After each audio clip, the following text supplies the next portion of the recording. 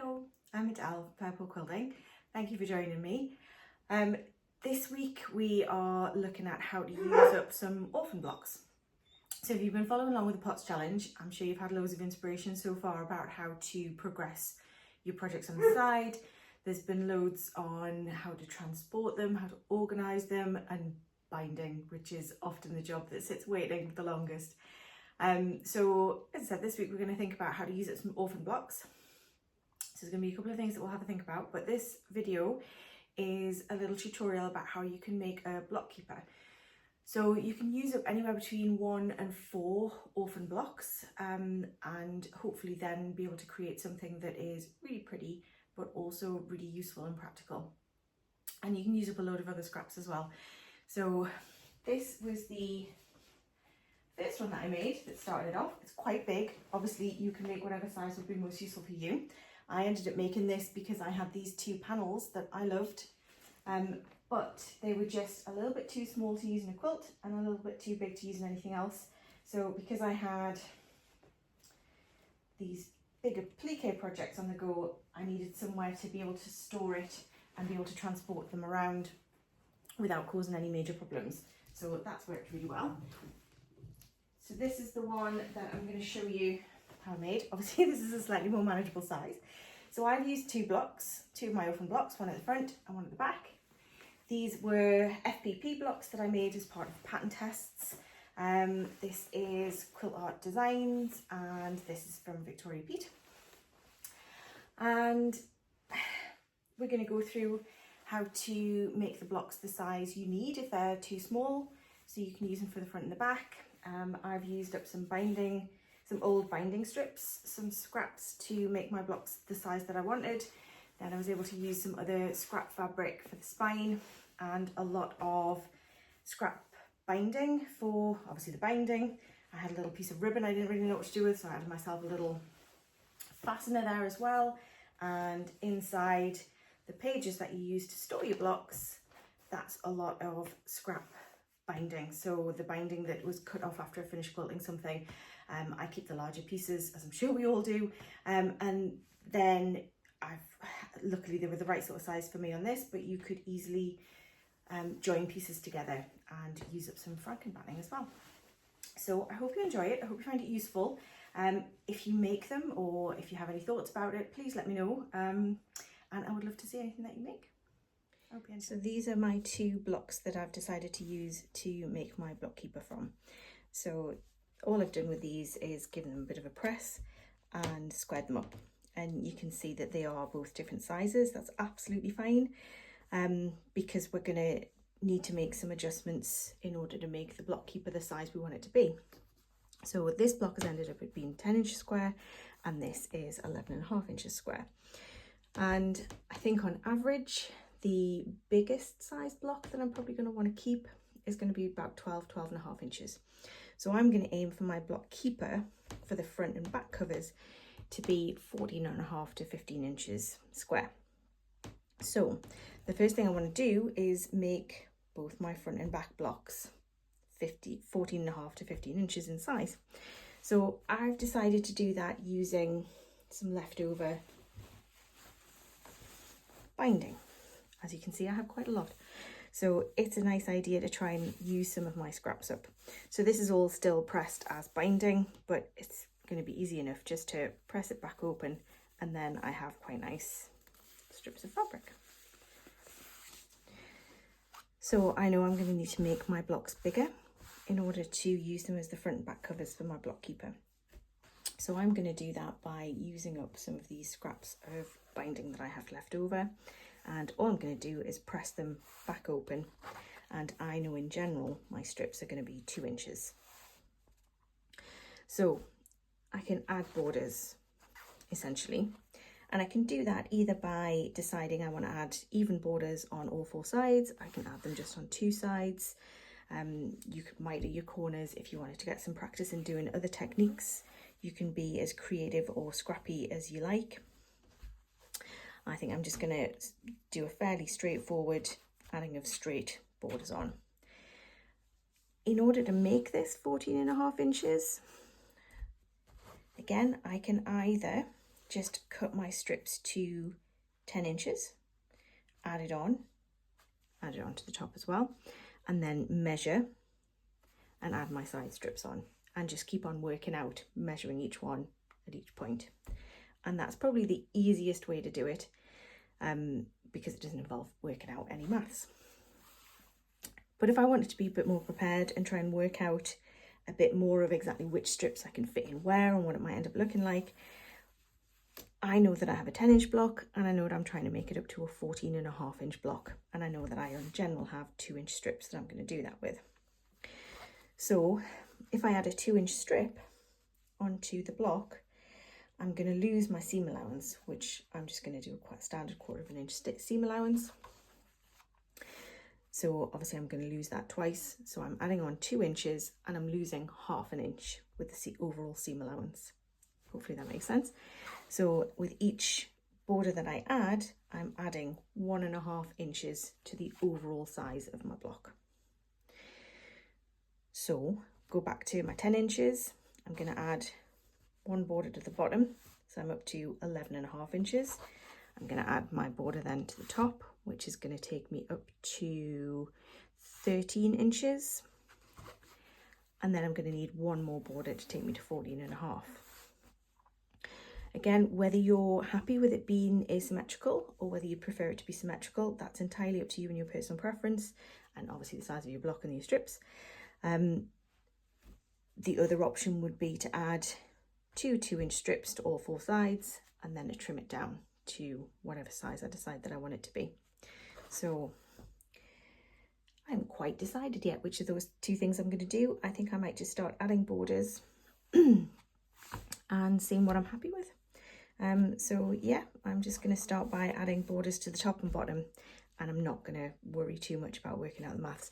The advantage, I suppose, of doing that would be that if I knew I was going to add 2 borders to the top, 2 borders to the bottom, I could sew my strips together first and then just add it as 1 border rather than adding it in rounds. But I don't think that's going to make too much difference in terms of time and effort. So yeah, do whatever you feel happiest with. So I'm going to do that. Obviously with the other block, that's 11.5 inches. So for that, working on the same principle, I would just need to be adding 1 2-inch border, 2-inch strip, sorry, to each side, because that would then add, it would take me 11.5 with 1 strip, would take me up to 13 inches, and then the other strip is going to take me up to 14.5. So that's fairly straightforward, that I just need 1 border around each side. So I'm going to press my strips over, open, decide which ones I want to use on which block, and sew them up. Okay, so I have my 2 blocks now at 14.5 inch square, and I've got a couple of decisions to make. So I need to decide which is the back and which is the front, and I need to decide what I'm going to use to add a spine and how big that spine is going to be. So obviously how big the spine is determines how many pages you can ultimately add to your block keeper. So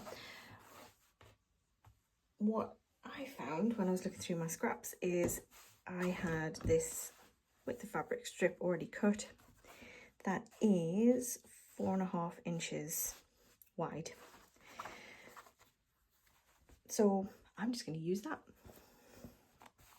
It'll end up being a 4-inch spine, which sounds absolutely fine, and I'll be able to get enough pages in that I think I'll be happy with. You can have a little look at the finished article at what I mean by that and try and work out, you know, if you need a significantly bigger spine or not.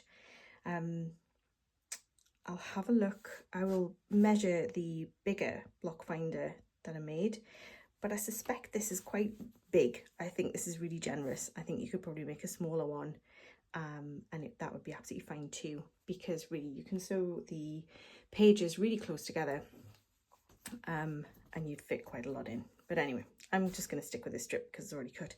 So all I need to do is to cut that to, well, so that I have one 14.5 inch length, and then sew it between the 2 blocks.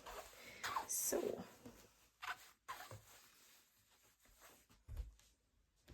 which one do you think should be a front and which one should be a back?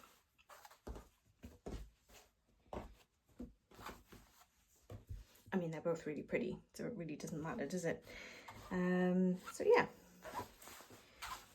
what you would do is you decide on your front and your back. So your front is going to be on the right hand side and your back is going to be on the left. Okay, so when you add your spine, they're going to be connected here. It's going to fold and you're going to have your front and your back. Okay, so you just need to bear that in mind when you are connecting them with the spine, so that if you have a preference on which way to go, you can make sure that they are the right way around for you. So here it is. So I've added my spine and I think that's looking really nice. I think it's going to be a lovely block keeper. My piecing, as always, is not perfect. I am more about fast and have a nice pretty finished project as quickly as possible than making my seams absolutely perfect. Yeah, some of it's a little bit wonky. I'm not worried about that. That's going to be absolutely fine for me. You spend as much time making your seams as perfect as you want them to be. There are absolutely no rules, and as long as you're happy with what you're going to have at the end of the day, that's all that matters. So, as I say, I'm not overly worried that my borders are slightly different sizes. Some of them are a little bit wonky. I think that just adds to the fact that I know I've made all of this from scratch and it'll be something that I have for a long time. So the next thing that we're going to do is we're going to quilt it. So in order to do that as quickly as possible, I am going to go and put it on my long arm. Obviously, it is not a huge project, so it could easily be done on a domestic machine with straight lines, free motion, whatever you're happiest to do as well. The other decision that you have to make at this point is whether you want to use a backing for it or not. So I'm going to, because as I say, for the sake of ease, I'm going to put it on the long arm. And then in order to load it onto the frame, I need to have backing.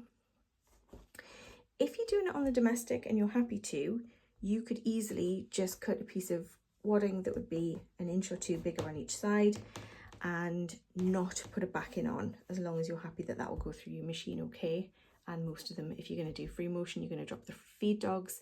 And I think even with the feed dogs up, it's not going to cause any significant problem. It might just cause a little bit more lint in your machine, so you might want to give it a clean after you've done it. The advantage of not putting a backing on it means that when you add your pages, you will already have a wadding on the back of the front page, if that makes sense. Hopefully it will make a bit more sense if you think about what the overall book looks like, or have a look at one of the pictures of the finished article, because it just gives you another wadding page to keep your projects in. Having already made one, and I did back that one as well, I haven't really found that my blocks that I keep on the very front page slip around very much, so again, I'm not overly worried about it, but it does save you a bit of fabric, and there's absolutely no problem with doing that. You can still bind it and use it as you would if it had a backing as well. So that's the other thing just to consider. So here is my quilted panel. I went with an edge to edge. If you decide to free motion it, you can decide whether you want to quilt the spine or not, because you're going to sew your pages onto the spine. It's going to be stabilized, it's going to be stitched. It doesn't need to be quilted, and you will be stitching over your quilting. So you can just quilt the blocks at the front and the back. So I am going to add some ties, and I'm going to sew them into my binding. And I've just got 2 pieces of ribbon, and they're both about 10 inches long. So I'm just going to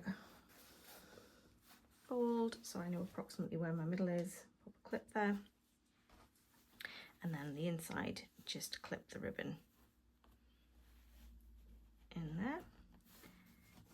And I'm just going to do the same on the other side. So just fold it in half.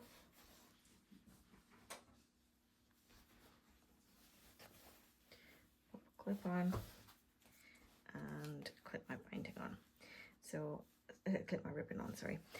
And I would be expecting to then, when it's all bound, to trim them down on the bias, so you have a triangular edge, and that will reduce fraying. So here is the inside of my bound cover. As you can see, the ribbon has stayed in place and it's fine, it's not caught anywhere. It's the front. So the last couple of things we need to do are just to add our pages and then trim the ribbon down when we're happy that we've got the closing. The pages are basically pieces of wadding or batting.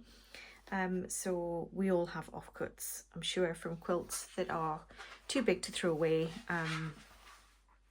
Luckily I had some that I didn't need to worry about doing franken batting, but you can easily do that as well. That wouldn't be an issue. So my blocks ended up, obviously they were 14.5 inches, they've ended up 14 inches plus 14 inches, and then I've got my spine, so it's a little bit bigger in terms of length, but I'm not really going to take that into account when I work out what size I want my wadding to be, because I really only want it to be big enough to store my blocks. So I've just cut this, and well, wadding's a bit awkward really, isn't it? It's gonna shift, it's gonna stretch, it's gonna come out of shape, so we're just cutting an approximate size at this point that's going to be inside the book. And if and when, you know, it stretches out of shape and if it annoys you in any way, you can just trim it back down or take your pinking shears to it and give it a nice kind of differently shaped edge. But yeah, just for as a starting point, because my blocks, as I say, have ended up as approximately 14 inches. I haven't actually measured them since I've bound them, but yeah, 14 inches. So I'm cutting my wadding because I want to be able to store a 12.5 inch block. I need it to be bigger than 12.5 inches when it's finished, but I want it to be smaller than the book. I don't want it to be peeking out. So I'm going to cut the height of my wadding to be 13.5 inches. I was going to go 13.5, and then some of the strips weren't quite big enough, so we adjusted that to 13. And I'm basically just going to make it double the length. So I cut mine 13 by 26. So I have, out of the wadding that I currently have, I have 4 sets of pages, if that makes sense, because each of those obviously makes multiple pages. So I have this one, which I think is a bamboo blend, and then I have these two, which I think might be 100% cotton. I don't think that's an 80-20, and then I have a polyester. So I don't mind if they all look different. Obviously, if you prefer them to match, that's absolutely fine as well. You do what makes you the happiest. And the other thing is that I have these at the moment that were easily cut off from offcuts. I have more offcuts that I could join together to make more pages. And the next time I make a quilt, I may well have extra that I can cut into more pages. So at the moment I'm adding 4, but I always have the option to add more in the future. So don't feel like you have to entirely fill it at this stage. Give yourself enough that you can use it and it's practical, but equally you're always going to have wadding offcuts, so you can easily add to it over time as well. So if we want to give ourselves a line to stitch as straight as possible,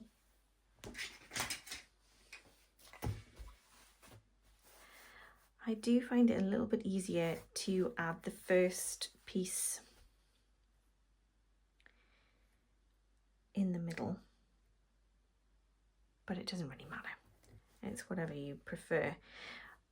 I think one of the reasons that I prefer to do that is because if I want to keep on adding pages in the future, if I put one in the middle and then I keep going half and half and half, if that makes sense, then I can just keep on adding, and it keeps it quite, we're at 3.5 inches. So I want to go, so half of that is going to be 1 3/4. So I'm going to give myself a little mark there. Oops. Obviously just use a marking pencil or pen that you're happy with. I was going to go with a friction pen, but gosh, they've become very contentious, haven't they? So I thought I'd be try and be good on this one thing and go with chalk. So then all I want to do is draw myself a line.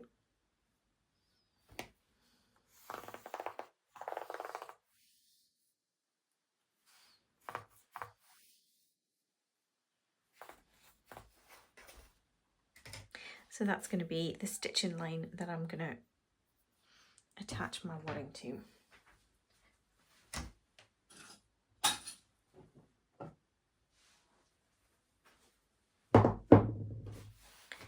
So I'm going to take my first piece of wadding, and why don't we put the polyester right in the middle? So because of the way that I cut it, we should have about 1/2 inch at the top and the bottom.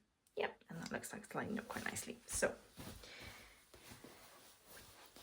I'm going to turn that over, and I'm going to give myself a couple of markers on the inside. So I'm just going to put a pin and a pin.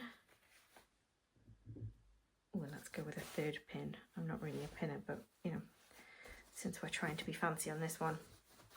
So here on the inside, now I need to line up my wadding with that, sorry, or batting, because obviously I'm in the UK, it's wadding to us, but I have so many American and Canadian quilty friends.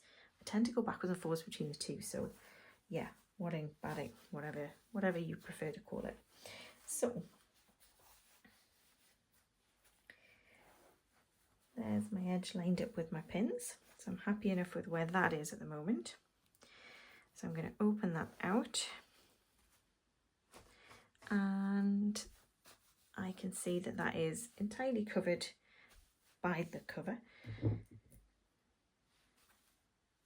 And I'm going to pop a couple of pins, actually we'll put them that way so we know they're different ones, just to hold that in place. And then since I've gone to all the trouble of drawing myself a line, what I'm going to do is I'm going to stitch on the line. So I'm going to stitch it wadding side down. So I'm going to flip it back over and take these pins out. And again, just pin it, because now I can pin it through the wadding or the batting along my line. And it's going to stay as still as possible.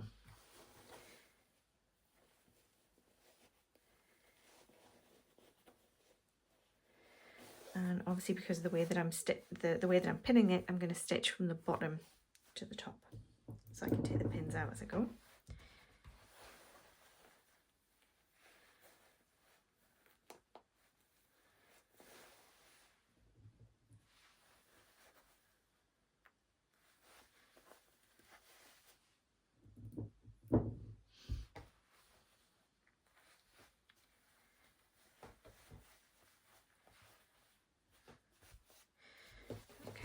So then I can turn it back over and take these 3 pins out.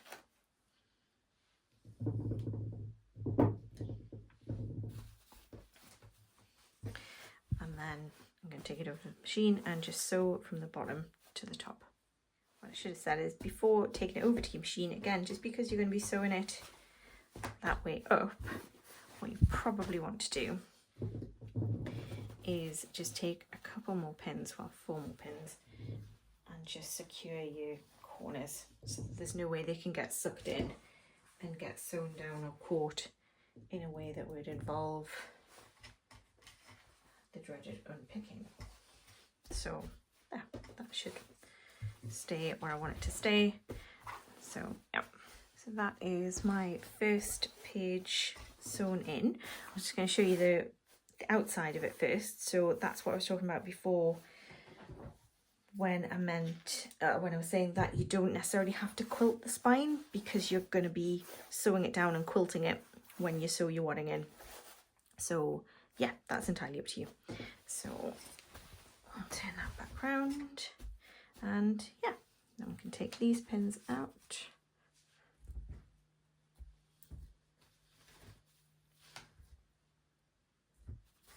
and we have page number 1.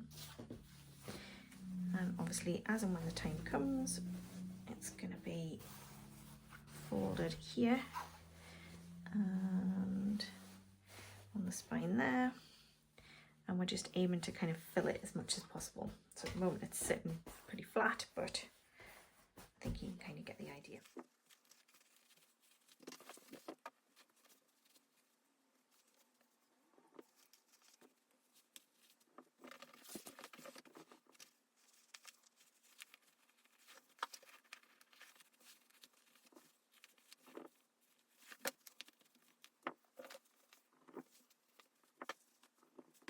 Actually, so this one's slightly more complicated, so I've decided to put it in the middle. Well, not more complicated, just involves an extra step.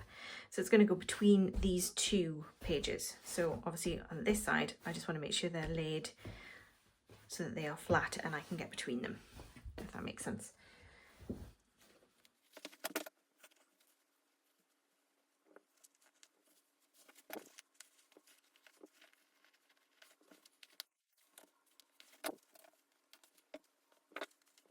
Okay, so that's my last page added for now. As and when I have more, I can easily add more. This is the smallest gap that I have between them, so you can see if you pin them back and you put something in the middle there, and you put another page in the middle, you can easily sew that down. But I have bigger gaps as well. The other thing that I'd recommend that I didn't do, but I think I'll do now, I would definitely recommend that you did this before, is actually stitching in the ditch down both sides of the spine, because it'll just give you a nicer crisp fold for the spine. Okay, so that is my block keeper with a few pages, which as I said I will add to. So at the moment it's not sitting exactly where it should on the spine, but that's fine. It will plump up over time, and obviously depending on how many projects I have on the go, it will plump up a little bit more. So then what I'm going to do is just use my ties. How I think I'm going to want to use them. Oops. With a better bow.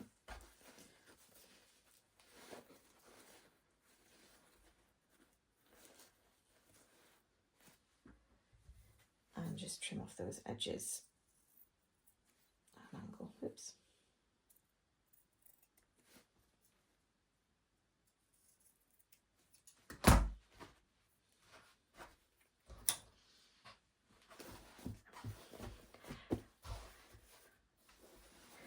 And that's quite a handy little bookkeeper. So I do happen to have obviously some projects on the go, so I can pop my work in progress, remembering to keep them in order,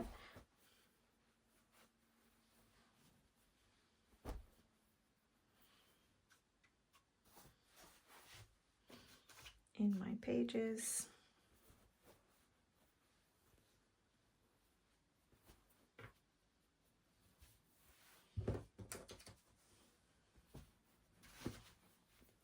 It's going to be nice and snug in the wadding. Going to tie my little tie up.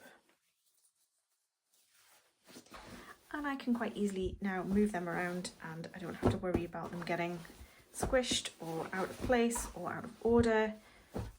They're nice and safe in something that's very pretty, functional, quick to make, I think, and is a brilliant scrap buster. So we've used anywhere between 2 and 4 orphan blocks. We've used loads of leftover strips of binding, and we've used some strips of batting and whatever other pieces you've got lying around for a tie. So yeah, I think that's quite a nice satisfying project. If you do decide to make one, I would absolutely love to see what you've done and how you've personalised it. So please do let me know if you make it. Yeah, and I hope you've enjoyed this.